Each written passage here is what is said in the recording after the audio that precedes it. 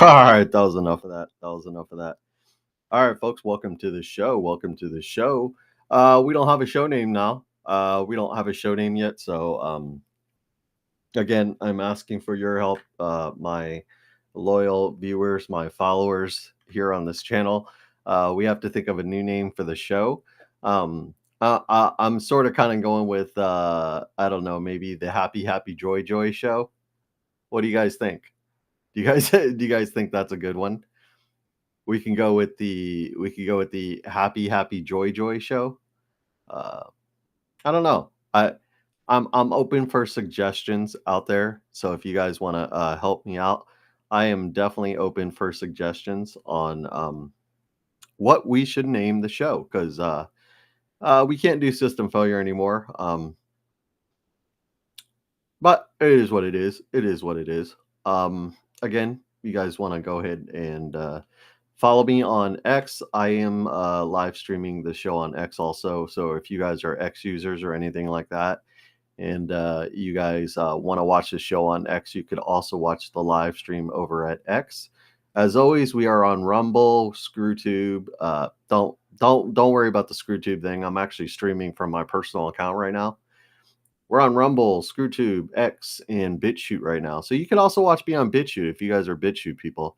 I don't know many people that even really watch BitChute that much, but we are live streaming on BitChute also over there. So if you ever miss my show on any of the platforms, you could always most likely find my show on BitChute also.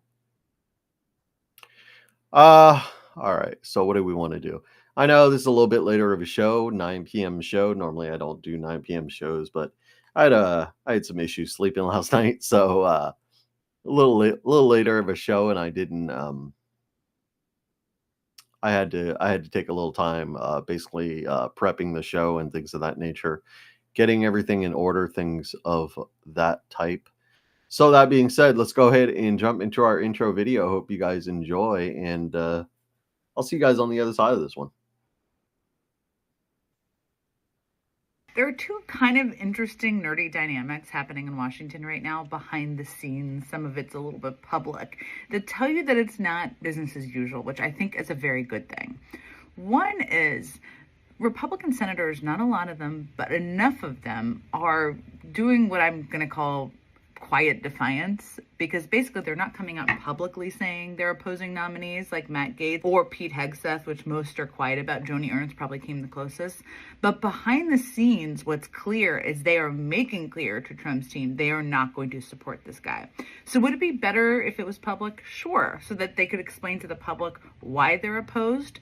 But even doing this means they might be able to get rid of some of the most problematic nominees. Gaetz first. Hegseth is clearly on his way out. We'll see how long he lasts. I expect someone like Tulsi Gabbard maybe next. We will see. What do you make of the comments?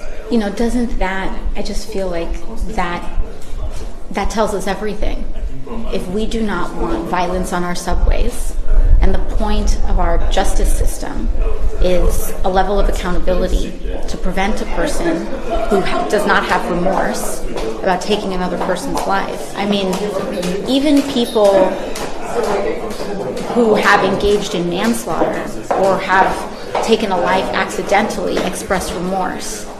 And so the fact that a person may express no remorse indicates that there's a risk that it may happen again.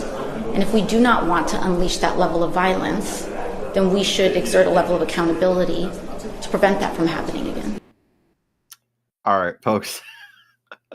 I probably shouldn't have put that Jon Stewart thing on. All right. No, we're going to put the smiley face back up for a second. Oh, don't worry. I'll get to the whole Jon Stewart thing. All right. I want to say a couple things about that intro video. Jen Psaki is a deep state insider, so Jen Psaki does know what she's talking about. And if Jen Psaki has a smile on her face saying a lot of these Republican senators that saying they're going to confirm all these people like Pete Hegseth and Kash Patel and Tulsi Gabbard, things of that nature. When she says they're probably saying that in public that they're going to support them and they're going to vote for them, but in private they're probably not. And in private, she said they're probably not going to vote for him. They're just saying it publicly so they don't look bad. Because that's just who Republicans are. That's who the Republican Senate is. That's who politicians are. I'm not saying it's just the Republicans that do this. All politicians do this. They lie. They lie. They lie. They lie. They lie. And they lie more. So if you haven't figured out that politicians actually lie, then you're probably living in a different world than I do. So when Jen Psaki has a big giant smile on her face about she's talked to people.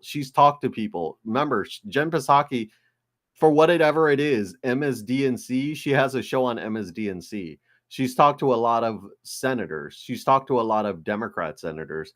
And the Democrat senators probably talked to those Republican senators, let's say, that are Mitch McConnell senators, are squishy senators, Lisa Murkowski, Susan Collins, Mitch McConnell's, the John Thunes, the John Cornyn, those people, Barrasso. They probably all hang out with each other. All the Democrat senators and those garbage Republicans in the Senate, they probably all hang out together.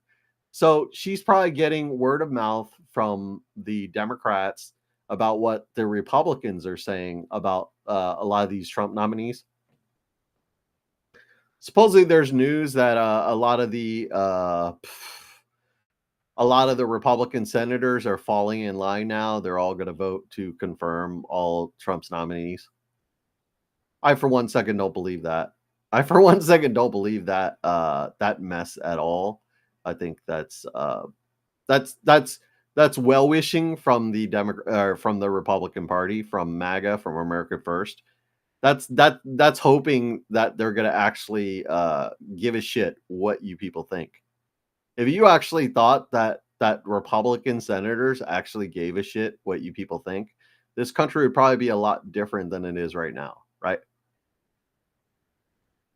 So, that being said, Jen Psaki does know what she's talking about. So listen very carefully when Jen Psaki says what she says. Yes, there are going to be Republican senators that will not vote to confirm Trump's nominees. Pete Hegseth, Kash Patel, Tulsi Gabbard. They already got rid of Matt Gaetz, which I'm sorry, Matt Gaetz going to OAN and having a show over there is not what I expected. I expected a government position, not so much maybe the attorney general, but I still expected Matt Gaetz to have some sort of government position, like maybe special prosecutor or something like that. But no. Because remember, even if Matt Gaetz did take a position like special prosecutor, like they always do in the Department of Justice, he doesn't have to be confirmed by anybody. The DOJ just basically assigns a special prosecutor to prosecute special crimes and investigate things of certain natures. They don't have to be confirmed. They're not appointed.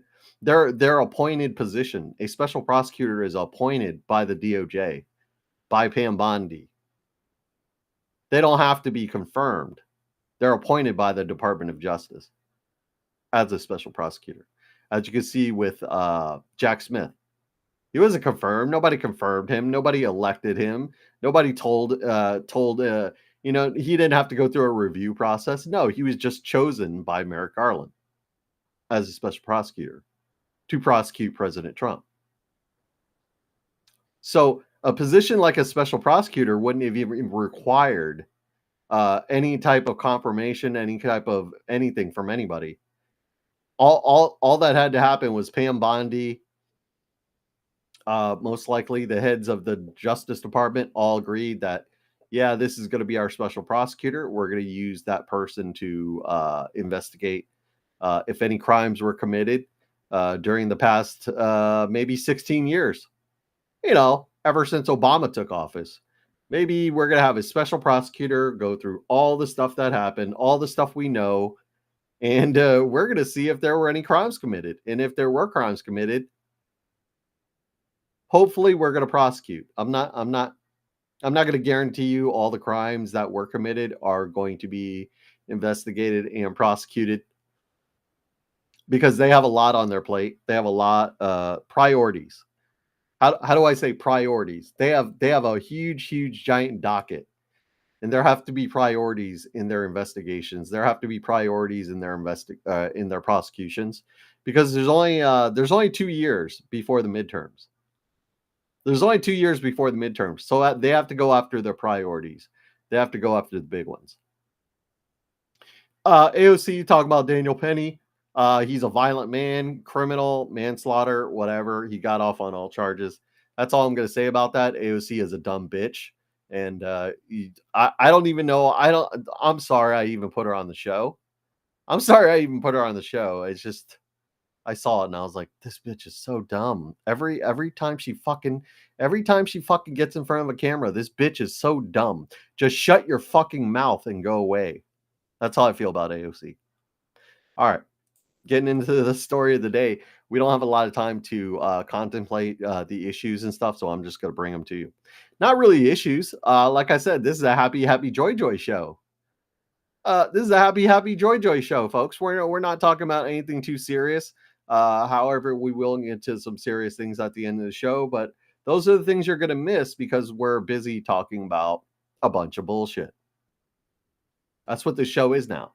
This show is going to be a bunch of bullshit that everybody wants to know about instead of the real shit that everybody should know about. That's what this show has become. So, Jon Stewart gets triggered by Trump's irresistible trolling of Joe Biden. I saw the video. It's not as bad as the headline makes it seem. I'm sorry. When I first saw this headline, I was like, oh, Jon Stewart's going back on his liberal rants and raves. He's going to tear Trump a new asshole, blah, blah, blah, blah, blah, blah. And then I watched the video, the video clip from his actual show, and I'm like, You know what? That wasn't actually that bad. That wasn't actually that bad, and it was actually pretty damn funny. What Jon Stewart said was not that bad, and it was actually pretty damn funny. So I do have that clip for you folks. I did do a little editing, so this is not the actual clip from the show. I actually edited it a little bit. All I did was just put triggered on the bottom. So I didn't change anything. I didn't cut anything out that he said. All I did was basically just put triggered on the bottom. All right. So let's get into what is this little tweet. This was the tweet. This is the post that President Trump made on True Social. So you guys know what we're talking about when he talks about it in the video. Here are my new Trump perfumes and colognes. I call them Fight, Fight, Fight because they represent us winning. Great Christmas gifts for the whole entire family. Go to gettrumpfragrances.com. Merry Christmas and a Happy New Year. And then on the bottom, he posts a picture. You know, this wasn't Trump. This was Trump trolling, marketing his people. The people that are marketing the cologne did this. I don't necessarily think that Trump did it, but I don't think Trump cares either. I personally don't think that Trump cares that it happened. You know what I'm saying? A fragrance your enemies can't even resist. It's a fragrance even your enemies can't resist. And he's sitting next to Jill Biden. We all know that's Dr. Jill, right? We all know that's Dr. Jill, Biden's wife. A fragrance even your enemies can't resist. They'll look at Dr. Jill, like looking at his face, all kind of smile. She doesn't have like a Nancy Pelosi face. You know what I mean? When Nancy Pelosi thinks of Donald Trump, you get that Nancy Pelosi face on her. She doesn't even have the Nancy Pelosi face. She has the, wow, he really is a great guy. Look at him. He's sitting right next to me. He hasn't called me a dumb, ugly bitch like he does with some other people. He's actually a great guy. Wow. That's the face that Dr. Jill has in that picture. Am I wrong? Am I wrong? Does that look like Nancy Pelosi face to you guys? Does that look like Nancy Pelosi face to you? Because that doesn't look like Nancy Pelosi face to me. If Nancy Pelosi was sitting next to Trump, believe me, there ain't going to be no smile on her face. She wants to like rip his head off kind of face. Comedian Jon Stewart strongly criticized President Donald Trump's during his Monday episode of The Daily Show over social media promoting Trump's fragrance line. The post featured a viral photo of First Lady Jill Biden seemingly looking admiringly at President Trump during the recent visits to Notre Dame Cathedral in Paris, France. The viral moment occurred during the reopening of the iconic cathedral on Saturday, where Trump attended alongside Dr. Jill Biden and other world leaders. A lot of people were there. Prince William was there from England. A lot of leaders were there. Zelensky was there. A whole bunch of. And I don't even know why Donald Trump even talks to that little troll anymore. Because Donald Trump knows what Zelensky has done. He's basically robbed America. They're laundering. The United States government is laundering money through Ukraine. It's getting kicked back to the Congress members that all voted for the Ukraine war, that all voted for the Ukraine funding. He knows this. He's a businessman. He knows what money laundering is. Remember he got impeached? Remember he got impeached by Nancy Pelosi's Congress when he said, hey, Zelensky, you're the new president. I would love to know all the dirty, corrupt, nasty shit that Joe Biden was doing while he's the vice president for Barack Obama in Ukraine. Now that I'm president, I could do that. And Nancy Pelosi impeached him for it. You guys don't remember that? You guys don't remember that shit happening? I clearly remember that shit happening. Remember, he's like, I had a perfect phone call with Zelensky. And then he got impeached for that shit. Because he told Zelensky, hey, I'd really like to know all the corrupt shit that Joe Biden was doing in Ukraine while he's the vice president for Barack Hussein. And then he got impeached for it. Maybe there were some bigger things happening is why he got impeached for it. I'm saying there had to be something else behind it. Maybe some other Democrats were involved, not just Joe Biden, not just Barack Obama, maybe Nancy Pelosi, maybe some other high-ranking Democrats were involved in the whole Ukraine deal when Barack Obama was, Barack Hussein Obama was the president. That's why they had to impeach Trump. Because if he uncovered some things in Ukraine that the Democrat Party was doing while Barack Hussein was the president, Joe Biden was his lead man in Ukraine, the most corrupt country in Europe. Everybody said Ukraine was the most corrupt country in Europe. Joe Biden was the lead man for Barack Hussein as their lead man in Ukraine. Does that does that ring any bells for you folks? Does that light any things in your brain? Any sparks going off in your brain at all when I do that? Jon Stewart, however, was not very amused at all. Opening Monday's show, Stewart condemned the post, calling it inappropriate for someone preparing to take office. I'm sorry, folks. This article makes it seem a lot. Like I said, I watched the video. I'm not. I'm just as much of a fan as Jon Stewart as I am of Trump. I'm not 100% them. Jon Stewart isn't a jackass. Jon Stewart is a comedian. He's still funny. Yes, he doesn't like Trump or he doesn't like the Republicans, but it's not as bad as this article is actually making it seem. And you guys will watch the video and you tell me, is it as bad as you guys think this article is saying it is? Jon Stewart was not amused. Opening Monday's show, Stewart condemned the post, calling it inappropriate for someone taking office. Trump was apparently traveling with his predecessors. Oh, this is what Jon Stewart said in his opening.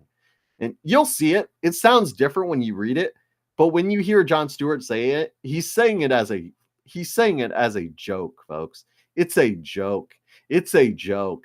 It's a joke. Jon Stewart is a comedian. This is not a murder. This is not a murder line joke. All right. He's not Colbert. He's not Jimmy Fallon. He's not one of these late night losers.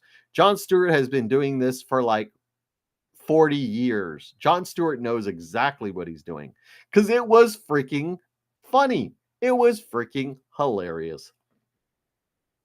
So this is what Jon Stewart says, but I'll go ahead and read it real quick. So you guys will compare how I read it and compare how I read it to how he presents it on his show. And you guys will see me reading it. You're like, oh, okay, that's kind of bad. But then you see how he presents it and you're like, yeah, that was kind of fucking funny. I'm sorry. That was kind of fucking funny. So here's the quote from Jon Stewart. Trump was apparently traveling with his predecessor's wife, attending the reopening of the Notre Dame Cathedral with Jill Biden. Stewart said during his monologue, it was a rare moment of conciliation for the two, one that would have given this country hope had it not been immediately undermined by the returning president releasing an actual cologne ad, belittling and sexualizing. See how this sounds bad? But it's not as bad as you think it is once you watch the video. Stewart's frustration escalated as he continued. You won! You won! You won! You don't have to push merchandise anymore. You won! You won! I find it hard to believe I'm saying this, but it's kind of beneath you. As I read it, you're like, was that really a big attack? I mean, when you read it, you're like, okay, that could be bad. But let's just watch Jon Stewart do it and tell me again. Was this really a dagger to the heart of Trump? Or was it just a funny ass joke? Because the way I watched it, I just watched it before the show. I was like, because I edited the video. I'm like, that wasn't that bad. that wasn't that bad. That was actually pretty damn funny. So there you go. Let's watch it. Now, normally the First Lady, Melania, would have been there to say to Donald, sit up! But another stroke of weirdness, Trump was apparently traveling with his predecessor's wife, attending the opening of the Notre Dame Cathedral with Jill Biden. It was a rare moment of conciliation, one that would have given this country hope had it not immediately been undermined by the returning president releasing an actual cologne ad belittling and sexualizing said moment. The caption there saying, "A fragrance your enemies can't resist." The men's cologne and women's perfume are both selling for $199. You won! You won! You don't have to push merch anymore. I find it hard to believe I'm saying this, but it's beneath you. I mean, for God's sakes, you don't see Jolani out there pushing product. I conquered Syria, and now you can conquer dry hair follicles with my new line of beard oil. See, so what I mean, it wasn't as I don't think he meant it as he wasn't being like serious. It's kind of like funny, like the way he presents it. It was kind of like funny, and I could be wrong. I could be the only one that thought that was funny. But I've been watching Jon Stewart for a very, very, very, very long time, and that's just his humor. That's his humor. And you know, if you do some stupid shit, Jon Stewart's going to call you out on it. He basically murdered the whole entire Biden Hunter Biden pardon and all types of stuff. So if you do some stupid shit, Jon Stewart's he's gonna talk about you. He's gonna make fun of you. He's gonna make jokes and things of that nature. So I don't think it was as bad as that article sort of kind of was making it seem. It wasn't that bad. All right, moving on to our next story. Mel Gibson calls out the elite child predators in Hollywood and in Washington, D.C. It doesn't say that in the headline, but I'll tell you what it really means. Mel Gibson calls out the elite child predators in America, in Hollywood, and in Washington, D.C. They prey upon our young in a speech at Mar-a-Lago. Actor Mel Gibson joined Kid Rock, Tucker Carlson, General Mike Flynn at America's Future Organization, which held an event at Mar-a-Lago this week. At the event, he called out the wolves in sheep's clothing who prey upon our young people. That's all I'm going to say about that. I'll go ahead and play the video. We're going to move along a little quicker. I've spent a little too long playing around with you guys with my commentary, so we're gonna move at a faster pace here. Endured 4 years of thinly veiled Marxism, and now I think what we have is a 4-year grace period, but we have to work hard, all of them. And I don't know, the president's got a big job on his hands to turn this place around. A lot of damage was done, and they continue to start fires, just like around my house. But I'd like to thank what the general here is doing. He's no small part of this, because the problem here is many faceted. And for he and his sister Mary for exposing all these wolves in sheep's clothing that prey upon our young. I mean, I got 9 kids. I don't know, if one of them got stolen or trafficked or something, I'd have to kill someone.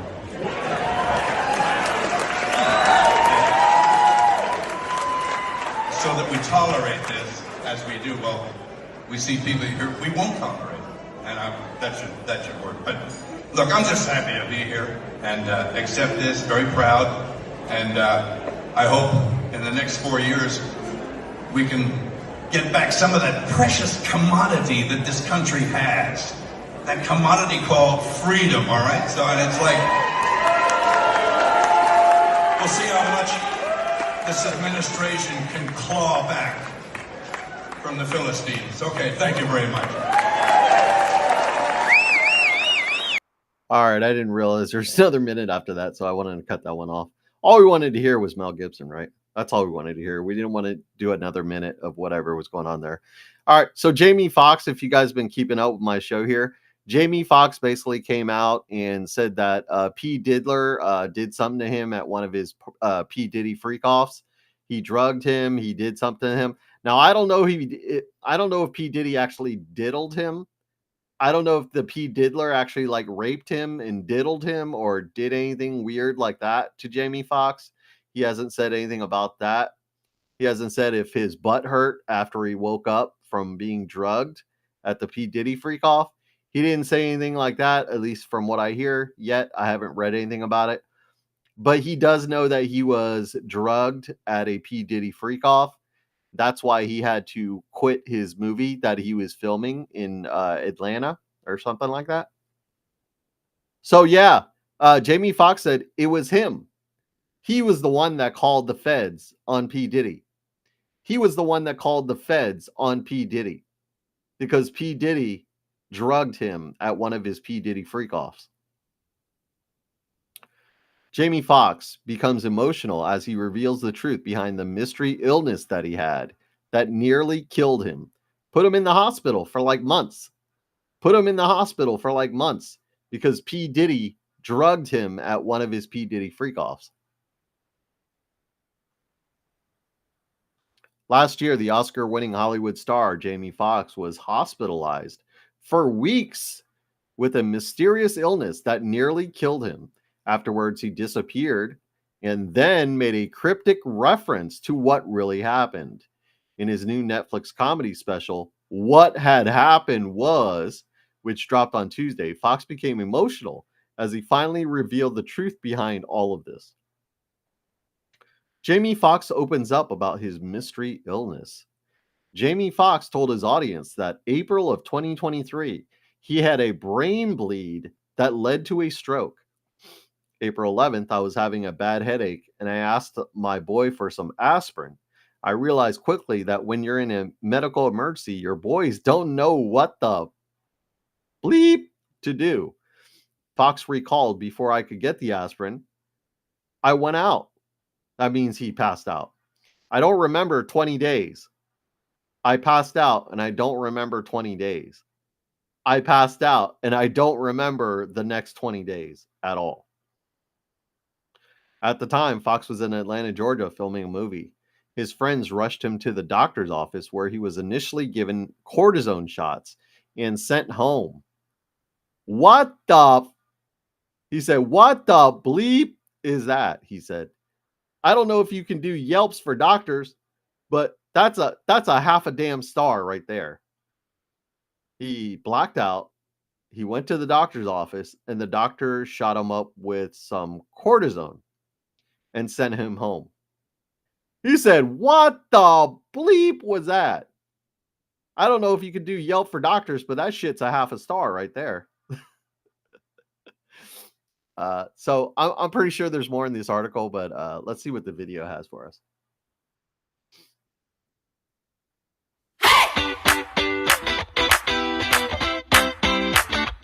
Welcome back to Pop Culture Pulse. I'm your host, Chrissy Freud, and today we've got everything you need to know about Matthew McConaughey, Mike Wolfe, and Ryan Seacrest. So first things first, let's get into it. Ryan Seacrest was not in the good graces of many people after he made a mistake that Pat Sajak never would have made on Wheel of Fortune. He let people solve puzzles immediately during the game show as opposed to guessing a letter. That kind of thing decreased their overall earnings, and many fans of the show said that Sajak certainly would have corrected this before it came into play. And Matthew McConaughey has obviously been at Texas for some time now. We hear about him all the time, especially with the Texas Longhorns football team playing in the SEC championship game up here soon. The former actor recently opened up on why he left Hollywood for Texas, even though he is basically at the top of his acting career, and he just felt relegated to the rom-com roles and decided to move on after feeling he was stuck there, only accepting roles after that point on his terms. And Mike Wolfe updating Black Friday for himself after being forced to temporarily shut down his Nashville store due to construction issues, but fortunately, the American Pickers star was able to take care of things before Black Friday, able to participate in the same capacity as other businesses. That'll do it for today's Pop Culture Pulse. I'm Chrissy Freud, and I'll be back with you next week. Seriously? And in the meantime, feel free to check out themix.net for all. All right, folks, I'm sorry about that. I pulled that from that same fucking article. I pulled that from the article. I thought it had something to do with Jamie Foxx, but obviously it didn't. I should probably review all the damn videos before I fucking put them on the show. But all right, let's move on. We can't. I don't have time to like do all that shit. But let's move on. So there's a lot of talk about Caitlin Clark, and she basically bent the knee and said the WNBA is just built on a bunch of black basketball players, And I give them all the credit in the world for the WNBA being what it is, because if it wasn't for a bunch of black lesbian women, then the WNBA would not exist. She's correct. She's correct. Like 90% of the WNBA are black lesbian women that like to play basketball. She's correct. If it wasn't for them, the WNBA wouldn't exist. So she wouldn't have a job. She wouldn't be making $30 million a year from Nike, blah, blah, blah, blah, blah, blah, blah, blah, blah. She bent the knee. I sort of kind of understand. A lot of conservatives, a lot of supporters of hers are upset about it. I personally, I mean, I never was a real huge supporter. I did talk about some of her headlines and stuff like that she got. I never watched the game. I don't really give a shit. I saw her shooting 3-pointers. She's a good 3-point shooter. She's an actual overall pretty damn good basketball player. She plays defense. She pulls rebounds. Like, she is actually a really, really good basketball player. A lot of conservatives are upset that she's bending the knee to the black lesbian WNBA basketball players. Here's what I have to say. I personally don't give a shit. I personally don't care about the WNBA. I don't care about any of that. I truly don't. A lot of people are not like knocking her on X and stuff like that about, oh, you're just bending the knee now. You're just like, you're just capitulating. You're just capitulating. You're being one of these little DEI millennials and stuff. And I'm like, who the fuck cares? Who the fuck really cares? I don't care. I didn't even hear about it until I saw some people whining about it on X. I don't care. I don't care. I don't care. I don't care. And she probably doesn't even care either because she's not even on social media. And the fact of the matter is, she's making like $40 million a year now from her sponsors. So if I was Caitlin Clark, I personally wouldn't give a shit what people say on X about her. And she doesn't, because she doesn't even do social media. Get my drift? Get my drift? So Caitlin Clark is your Time Magazine 2024 Athlete of the Year. They're making her the 2024 Athlete of the Year. Good for her. Like I said, I don't really care about all that other garbage about how she's capitulating to, the black lesbian basketball players and all that stuff like that. It doesn't really matter all that much to me. Like I said, this show is about a whole bunch of topics and headlines that are fucking, how do I say this? Fucking garbage. They're fucking garbage. But I'm doing them anyway because no one really gives a shit about the real news. They give a shit about this garbage. So I'm going to talk about this garbage. It's superficial. It's superficial garbage that this show we're talking about this stuff on. And that's what we're doing. We're just going to talk about superficial, stupid, garbage shit.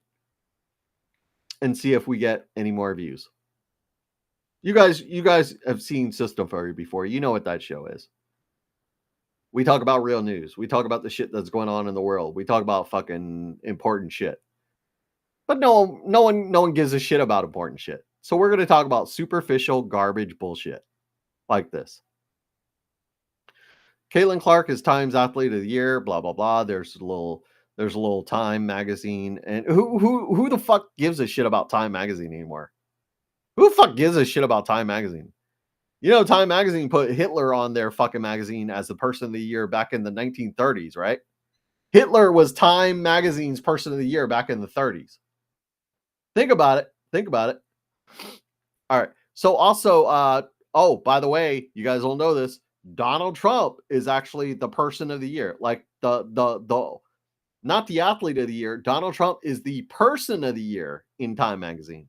So take that one. Caitlin Clark has been crowned Times Athlete of the Year, a testament to her transcendent performance in basketball, her impact beyond the hardwood. Clark, the sharpshooting guard in the Indian Fever, has not only rewritten the record books, but has also become a symbol of inspiration for a whole bunch of aspiring female athletes across the globe. Her ability to score from anywhere on the court, combined with her leadership tenacity, led Indiana to new heights, including the first playoff appearance in several years. The Time write-up is extensive, not just touching on Clark's stellar Rookie of the Year season and all the records she broke in her first year. What truly sets Clark apart isn't just her on-court prowess, it's her influence off the court. So there you go. Caitlin Clark is going to be rich. She's going to do whatever the hell she wants to do. She's a multi-millionaire. I don't think Caitlin Clark needs to worry about what a bunch of whiny little conservatives are saying on X. That's just my opinion. Maybe you guys feel different. I don't think Caitlin Clark needs to worry about what a bunch of whiny little bitches on X say about her. Don't care. Don't care. I don't care. You shouldn't care either. All right, what do we have next here? Oh, this is a good one. This is a good one. All right, so you guys already know, if you've been watching this show, you guys already know that the LPGA and the USGA, both golfing associations, they have banned transgenders from basically all their tournaments and all their events and stuff. Yeah. Ladies Professional Golf Association. The United States Golfing Association has banned men from competing with women in women's golf. Yes, that is news. And if you watch my show, you already know this.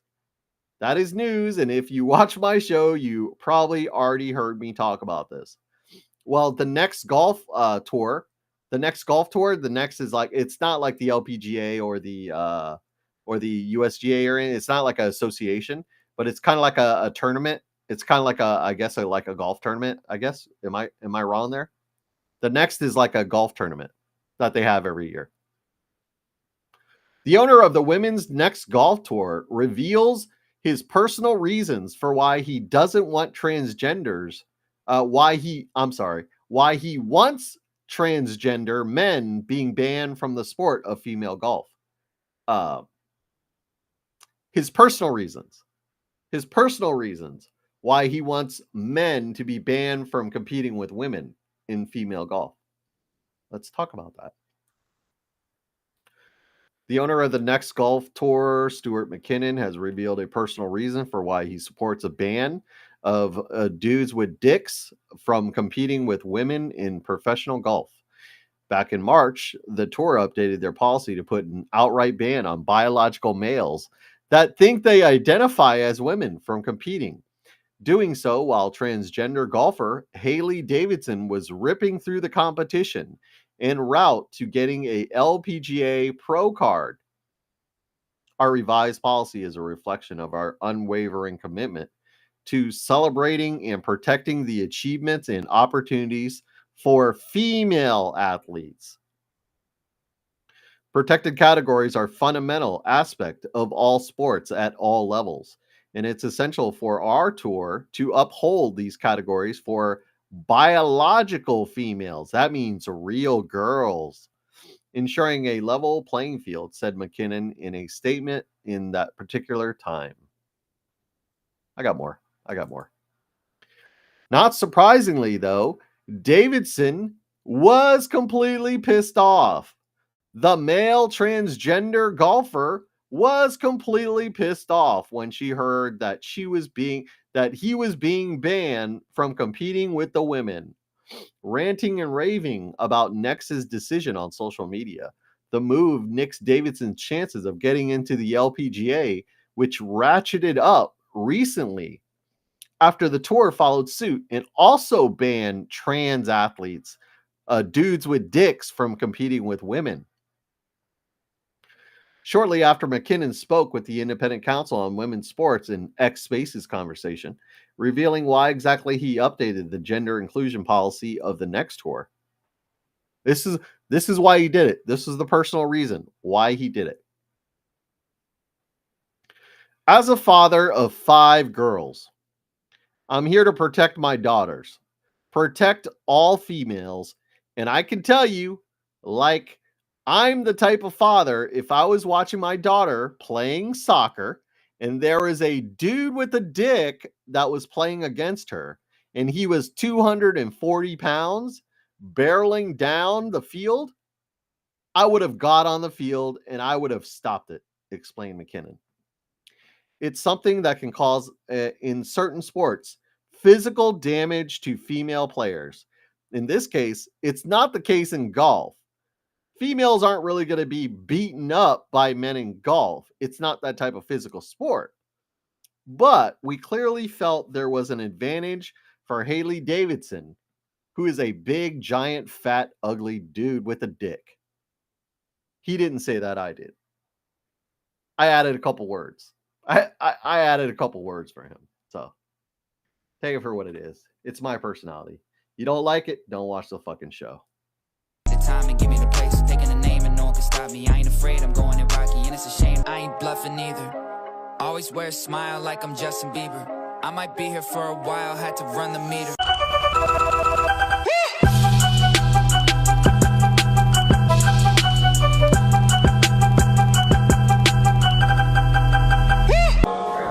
Absolutely not. Dismantle that belief system. Practice makes improvement. You can always better your best. You can always go beyond anything that you have ever done. You'll never hit a state of perfection.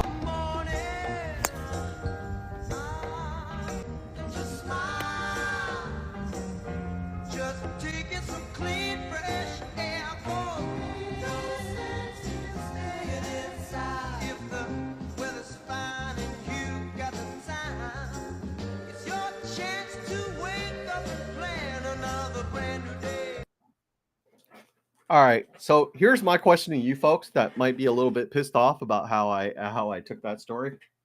Do you think that dude with the dick, that fat, ugly old dude with the dick, could just I don't know, go compete with men? I bet you he can't. I bet you he can't. He probably wouldn't even make the fucking PGA Tour. I bet you he can't. I bet you he can't. I bet you he can't. That's why he's on the LPGA. That's why he's competing against women. Because normally when men compete against women, it's because they can't compete against other men. So the pendulum is swinging back the other way, folks. The pendulum is swinging back. You could say what you want about it, but the pendulum is swinging back. There's been a lot of evidence in that women are now refusing to compete with men. The pendulum's swinging back, folks. The pendulum is swinging back from retarded to normal. The pendulum is swinging back from retarded to normal. Now, it's going to take a very, very long time for it to get back to normal, but the pendulum is starting to swing back. We saw it with the election of President Trump. All right. Excuse me. I look gassy. All right. Chris Evans is returning as Captain America in a new movie called Avengers Doomsday. Chris Evans, new Marvel movie, Captain America, Avengers Doomsday. If you guys didn't know that, I'm updating you. There's going to be a new Captain America movie called Avengers Doomsday, blah, blah, blah, blah, blah, blah, whatever. In a surprising turn of events, Chris Evans is set to return to the Marvel Cinematic Universe for an upcoming film, Avengers Doomsday. The Hollywood Reporter has confirmed. This marks Evans' second appearance in the MCU since his emotional departure as Steve Rogers, Captain America in Avengers Endgame. The film, directed by Evans' longtime collaborator Russo Brothers, is slated to release on May 1st, 2026. It will also feature Robert Downey Jr. in the role of Dr. Doom, a casting choice that has sparked considerable debate among Marvel fans. While Evans recently made a cameo in Deadpool and Wolverine as Johnny Storm, the Human Torch, reprising his role from Fox's Fantastic Four movies, his return in Avengers Doomsday is generating significant buzz. The exact nature of Evans' role remains undisclosed, but most fans are already speculating that he will don the shield once again as Captain America. All right, folks. Don't ever forget, these are your Marvel actors right here. These are your Marvel actors. This was the promotional This was the promotional video they did for Comrade Kamala. Almost every single one of them. Almost every single one of them from Avengers. Like almost every single one of the Avengers. I'm not saying every one of the Avengers, but this was like half the cast of the Avengers in this video, basically promoting Comrade Kamala. Hi, you guys. Hi, Avengers. Hi. Thanks Hey, for Scarlett. jumping on the call. Whoa. I think you mean assembling. I said Wow. assembling. Don, that's pretty good. No, they thought it was funny. Scarlett, it is our pleasure to come together and to get the vote out this election. Come on. Yeah, how can we be of service? Well, how about we start with what our voting plans are going to be, who we're going to bring to the polls with us, that sort of thing. Just to, I think Kamala Harris needs a catchphrase. Ooh, yes, definitely a catchphrase. How about this? I'm just off the top of my head. I can do this all day. Shut up. I hate it. Okay. I mean, it's original, but What about something punchier like, ooh, boom. You looking for this? Iron Man 2, everybody loved it. okay, again, I think we're just trying to get out the vote. Kamala forever. That's better. Okay, how about I'm down with democracy? It's just clean, it's simple. Okay, I like that. It's hard to argue with that. Kamala Harris down with democracy. Oh, yeah. I'm Kamala Harris, and I say down with democracy. I don't know if that sounds the way we want it to sound, though. I think we just need, can we get some production though? Jarvis? My name's not Jarvis, but whatever. Oh yeah, that's right. Down with democracy. Down with democracy. Is that what we mean, though? Yeah, together we're gonna tear down democracy. Will you stop playing heroic music under yourselves? I'm Kamala Harris, and I am down with democracy. Did I sound enough like her on that one? That was great. How many Golden Globes? All right, that's enough of that. But there you go. Those were your Avenger stars right there. Those were your Avenger stars down with happy, happy, joy, joy. Happy, happy, joy, joy. Happy, happy, joy, joy. And again, I'm personally, this is my opinion, I'm not 100% sure. But I don't think this new Captain America movie, what they call it, Doomsday or whatever. I think it's called Doomsday. I don't think it's going to make as much money as before the Marvel movies were making. I don't think it's going to touch anywhere close to what Iron Man was doing and what Avengers Endgame was doing. I don't think it's going to be a big of a hit as a lot of people, maybe at Disney, think. Because remember, Avengers, Marvel is now owned by Disney. Marvel is now a Disney thing. Disney bought Marvel. Disney bought Marvel. Disney bought Star Wars. Disney bought everything. And they're destroying it all. They're destroying it all. They're destroying it all. I'm sorry, folks. I was excited about watching the Wolverine Deadpool movie. And I have to tell you, I did watch it. I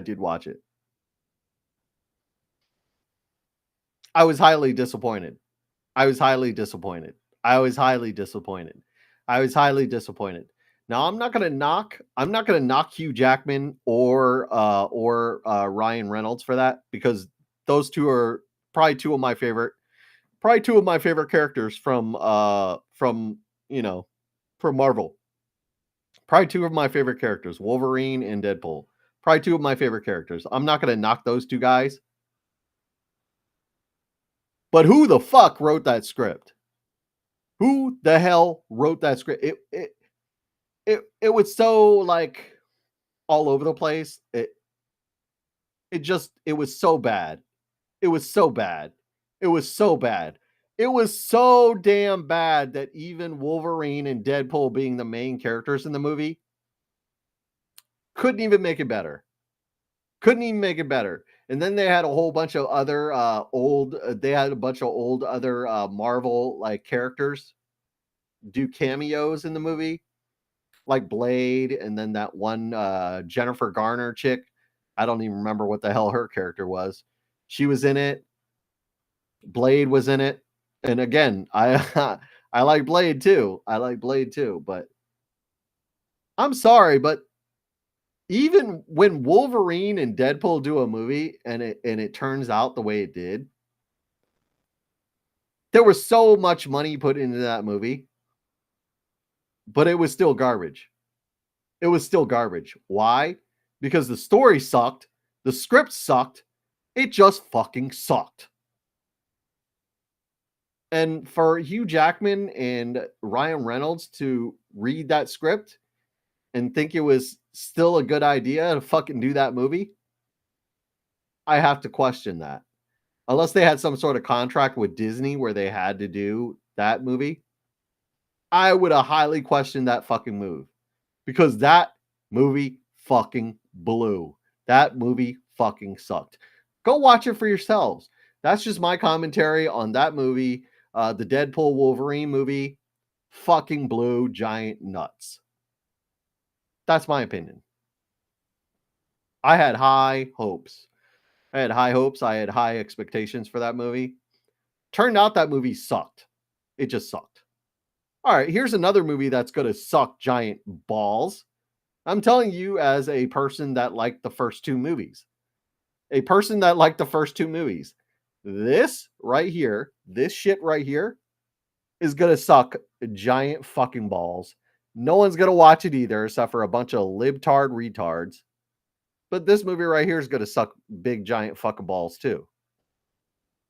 But you had to know it's coming. You had to know it's coming. Meet the Parents 4. Robert De Niro and Ben Stiller. Robert De Niro and Ben Stiller are still in talks to reprise their roles in Meet the Parents sequel via Deadline. Also coming back are co-stars Blythe Danner and Terry Polo. The film will be written by the series co-writer John Hamburg with no director set yet. Oh, don't forget, this is also Robert De Niro talking about President Trump.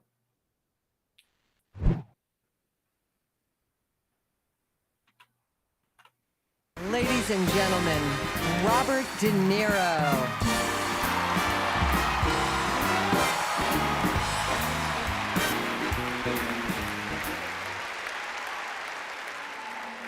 I'm going to say one thing. Fuck Trump.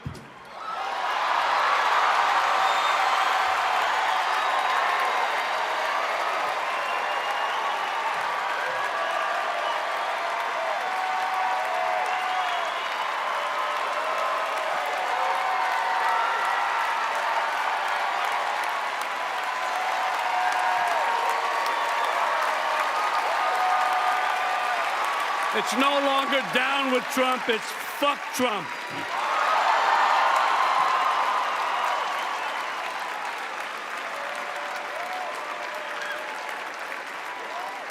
Now I'll get to this, my introduction.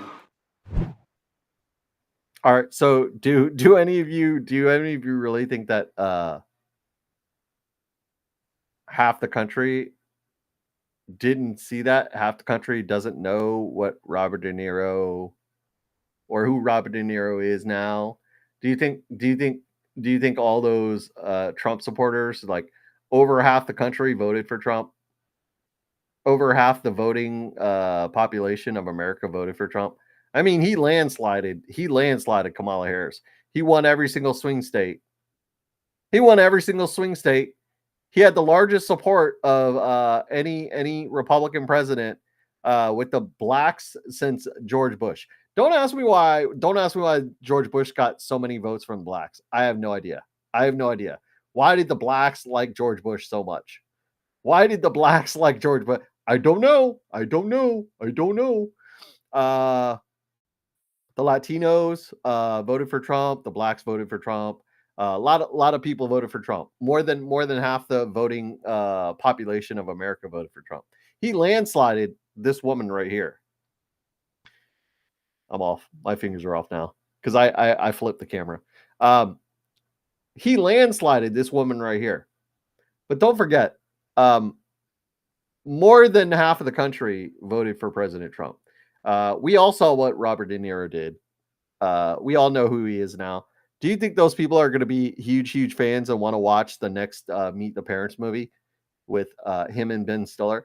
Now, Ben Stiller, I wouldn't necessarily say is a huge political guy. I don't remember him really doing a lot of political stuff.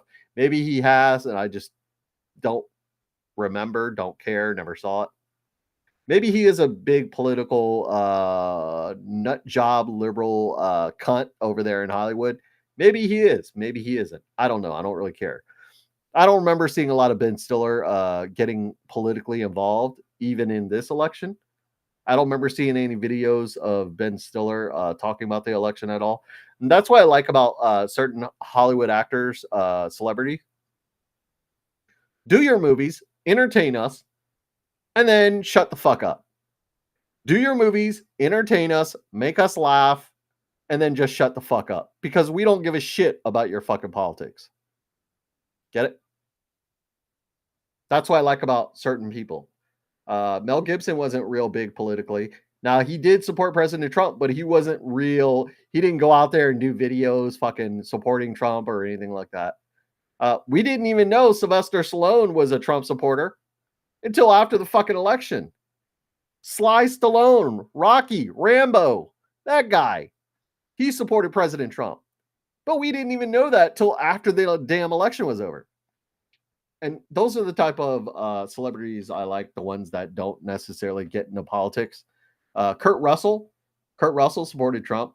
He didn't make any fucking videos out there about fucking supporting Trump. I don't know about Goldie Hawn, but I know Kurt Russell supported Trump. Kurt Russell's a libertarian.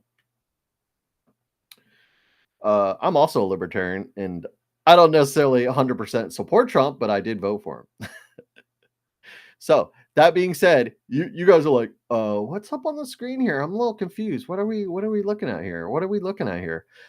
Basically what we're going to do here is we're going to go over all of the headlines I pulled from yesterday. We're going to go over all the headlines I pulled from yesterday here in this quick little, I think I'm going to try to do it as quick as I can, maybe a couple minutes. We're just going to fly through all of the headlines that I didn't do on the show because I was busy giving you superficial bullshit. These are all the headlines that I would have done a show on, but instead I gave you a whole bunch of superficial fucking bullshit. Because I did the show before. This was the show. I was giving you the real news, the things that you probably needed to know, probably the things you wanted to know, the things that are going on in the world, things like that. But nobody wants to watch that shit. So I gave you superficial fucking bullshit about Hollywood, about sports, about that type of shit. But we're going to see what we missed. Now, right here, we're going to see what we missed me talking about because I talked about superficial bullshit. So I'm just going to go through it. I'm not going to get into the stories. I'm just going to fucking run through the headlines. Act Blue is a scam. And we have the damn receipts. Act Blue, hugest political PAC. It's a political action committee. Act Blue, hugest political fundraiser for the Democrat Party. Act Blue is a scam, and we have the receipts. I'm just going to tell you because you need to know this because the headline doesn't fucking say it. But I'll tell you this. Act Blue receives money from foreign countries. Just giving you the goods. Just giving you the goods. This was a tweet. It went along with the headline, but some sort of headline. But I'm just going to read the tweet real quick. My friend Adam Credo reported that Biden gave Iran $10 billion in sanctions relief. If you're wondering where the money went, check out the checks the Islamic regime has started doling out to Hezbollah. Remember when Joe Biden took the sanctions relief off of Iran? It basically gave them $10 billion that was being held by like the IMF or some shit like that, the International Monetary Fund, because the United States basically sanctioned Iran. Basically, that was the money. That money belonged to Iran. That money belonged to Iran. You know how that money belonged to Iran? Because Iran was selling their oil to other countries. But America said, no. You cannot do business with Iran. And all that money that you bought that oil from Iran for, we're going to hold it in a bank account, like an escrow account. And Iran does not get that because we, the United States, are going to sanction them. So that money was Iran's. And I'm not pro-Iran. I'm not pro whatever the fuck this is. I'm just telling you what the facts are. All right? I'm just telling you what the facts are. The facts. The facts. That $10 billion was Iranian money. It was sanctioned by the United States government. But look at the checks that Iran is doling out to Hezbollah. First, to fund their displacement for a year and buy them blah, blah, blah, blah, blah, blah, blah, blah, blah, whatever. I told you I wasn't going to get into it. So the Democrats are begging Joe Biden to commute all the death sentences for the Boston bomber, the child killer, the anti-Semitic mass shooter. The Democrats are asking Joe Biden to commute all the death sentences for the Boston bomber, the child killer, the anti-Semitic mass shooter. This is the Democrat Party. This is the Democrat Party of America. This is the Communist Democrat Party of America. They want Joe Biden to commute the sentences for the Boston bomber that killed like 100 people, a child killer, and an anti-Semitic mass shooter. This is the fucking Democrat Party of America. Oh, you missed this one, didn't you? You missed this one because guess what? We're not talking about real news on my show anymore. We don't fucking talk about real news. And I'm sure this thing has a lot to say about some things. There's an OIG report that came out. And don't worry, I'll give you the headline on that one tomorrow. There's an OIG report that came out that said Christopher Wray basically lied about the whole entire fucking January 6th bullshit. Remember, he had to go in front of Congress a whole bunch of times. He was grilled by Thomas Massie and other people in Congress. He lied about all that shit. Supposedly there was like uncountable numbers of FBI informants in January 6th in the crowd instigating the riots that happened in January 6th. There's supposedly so many that they couldn't count how many of them were out there. They call them confidential human informants or confidential human sources, CHSs. They're basically payrolled FBI instigators. That's what that is. Confidential human sources. They were payrolled FBI informants and agitators, instigators, shit like that old fucking guy that they never put in prison. But he was the guy that was telling them to break into the Capitol. I don't even remember that old guy's name, but that was telling everybody to break into the Capitol. We need to storm the Capitol. We need to storm the Capitol. We need to storm the Capitol. And then after he whispered in that dude's ear, they basically ran over the fucking the bike racks, and then they stormed the Capitol. That guy. I'm pretty sure he was on the government payroll. I'm pretty sure that guy's on the government payroll somewhere. Could be wrong. I know. I told you I was going to do commentary on it. Ratings collapse. CNN is overtaken by these competitors. And there's one name that I saw on the article. I didn't read the whole entire article. Like I said, I was just cutting the headlines. But I can tell you exactly who it is. CNN now has worse ratings than the Food Network. CNN and MSDNC were already being annihilated by the Hallmark Channel. The Hallmark Channel was getting better ratings than MSDNC and CNN. The Hallmark Channel. The Hallmark Channel. You know that movie that does those little those little rom-com movies for women? The Hallmark Channel. And they do like religious movies and rom-coms and good, lucky, go feel movies for like women in their like 40s and 50s and stuff. They are destroying MSDNC and CNN with their ratings. And then they start looking at the ratings. They're like, a whole bunch of these other networks are also beating CNN with the ratings. And the one that comes right off the top of the article, the Food Network. The Food Network. The Food Network is beating CNN in ratings. All right, moving on. So I got a lot of them. I got a lot of headlines here. Hamas celebrates the fall of Assad. You mean Hamas? You mean the terrorist group that the Israelis are fighting? So weird. It's kind of weird. Kind of weird, no? Kind of weird, no? That Hamas is celebrating the fall of Assad in Syria. They congratulate the Muslim terrorists for conquering Syria. This is where it gets weird. I have to explain this a little bit to you. Why it's so weird for me.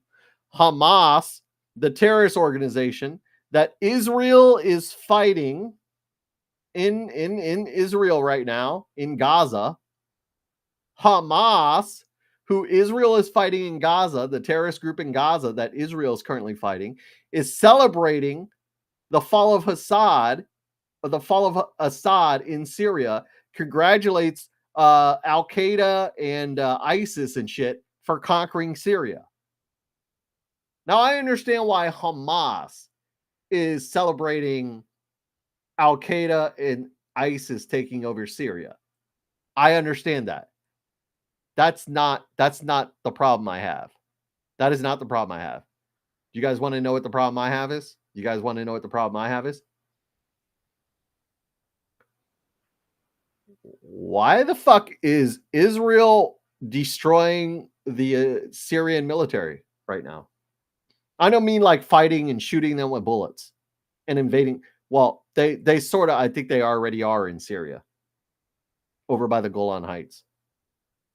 But Israel is bombing the living shit out of all Syrian military assets. They're taking out all their planes, their jets, their tanks, everything that Syria has that they could, the country could possibly defend themselves with militarily, militarily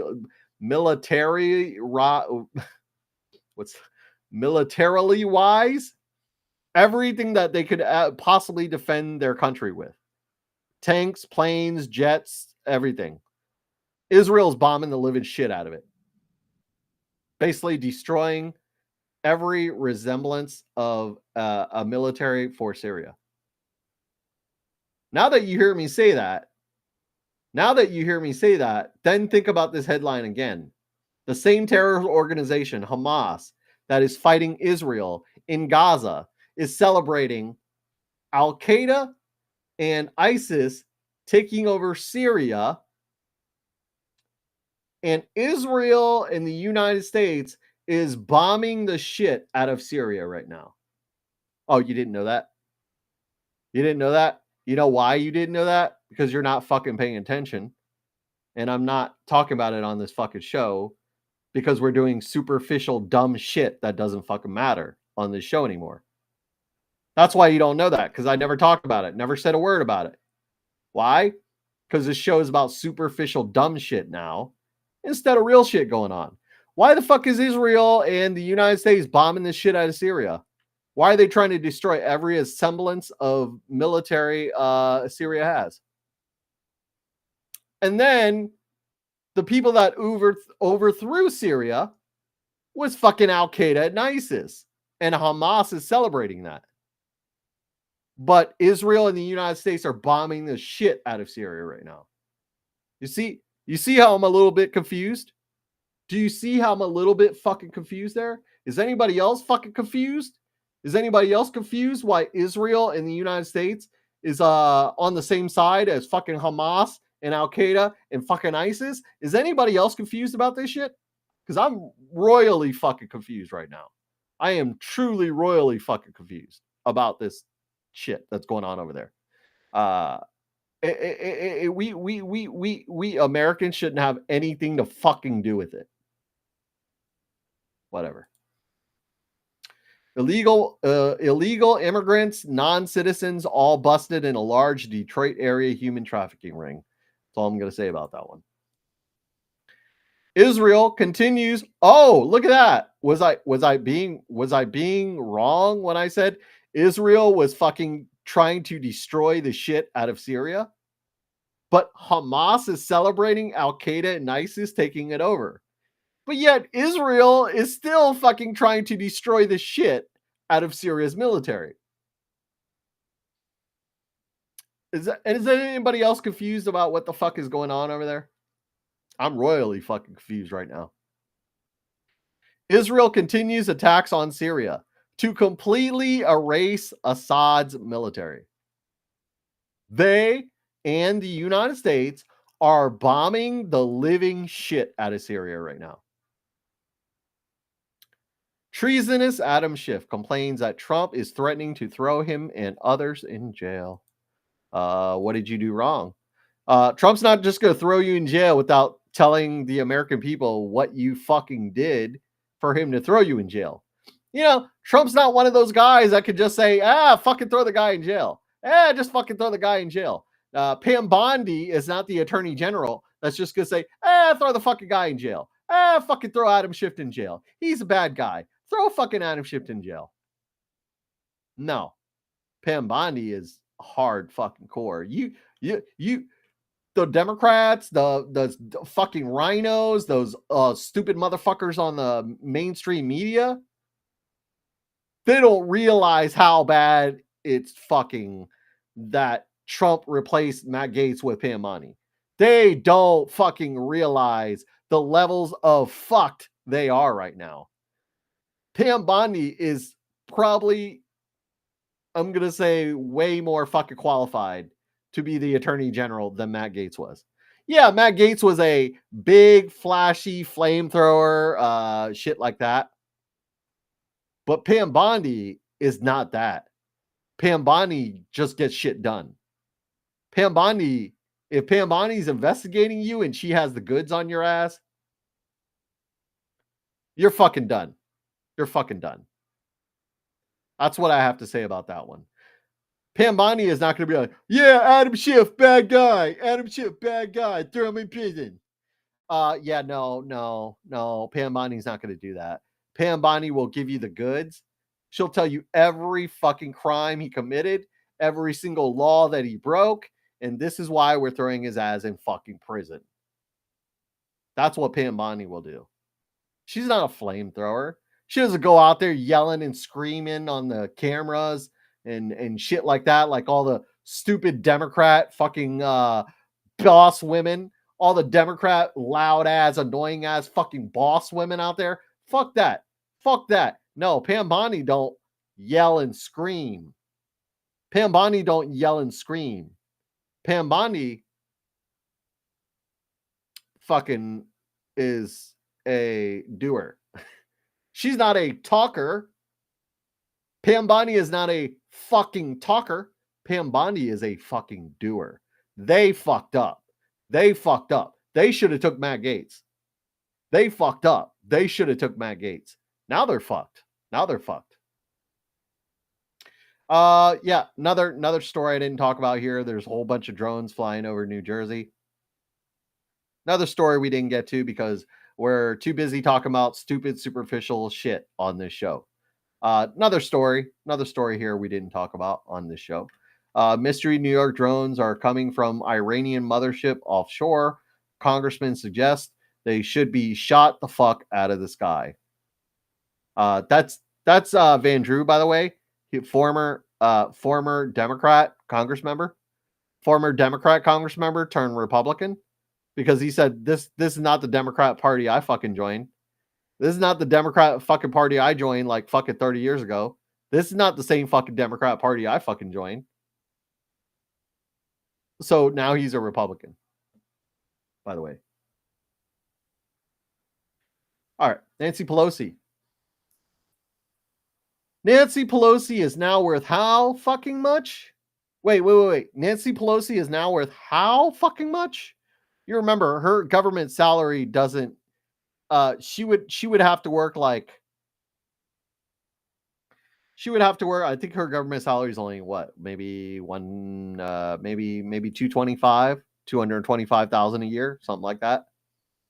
So she would have to work like what? She would have to work like 5 years, maybe 4 years to even make a full $1 million. $1 million. She would have to work like 4 years to just make like $1 million. Just think about these numbers. I think her salary is like probably 225 a year. So she would have to work like 4 years just to make $1 million as a Congress member. Nowhere fucking close to that. How the fuck much is Nancy Pelosi worth? Former House Speaker Nancy Pelosi, Democrat from California, has seen her net worth hit all new record highs, reaching up to $272 million, an exponential increase from her reported wealth just 1 decade ago. The 84-year-old Democrat and her husband, Paul Pelosi, have been almost disgustingly prolific with their stock trades throughout 2024, with a reported trade volume of $140 million in just 171 trades. They traded $140 million in 171 trades. I told you again. I knew this. I knew about the Donald Trump thing when we talked about the Caitlin Clark headline with being the athlete of the year for Time Magazine, because I pulled this headline last night. That's why I knew about Donald Trump being the man or person of the year for Time Magazine. Doesn't show him up there, but Donald Trump is going to be Time Magazine's person of the year. Trump to ring the New York Stock Exchange opening bell amid Time's person of the year speculation. It's not a speculation. From what I hear, he is Time's person of the year. So, all right, last one. Last story we did not talk about on this show because we are doing a superficial bullshit fucking show now. The LA deputy the LA deputy district attorney suggests that the tyrant Donald Trump should be killed.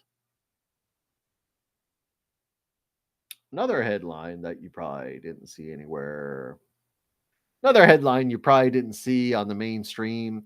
Probably not talking about it on MSDNC or CNN or ABC or Fox News or Newsmax or any of those other fucking channels.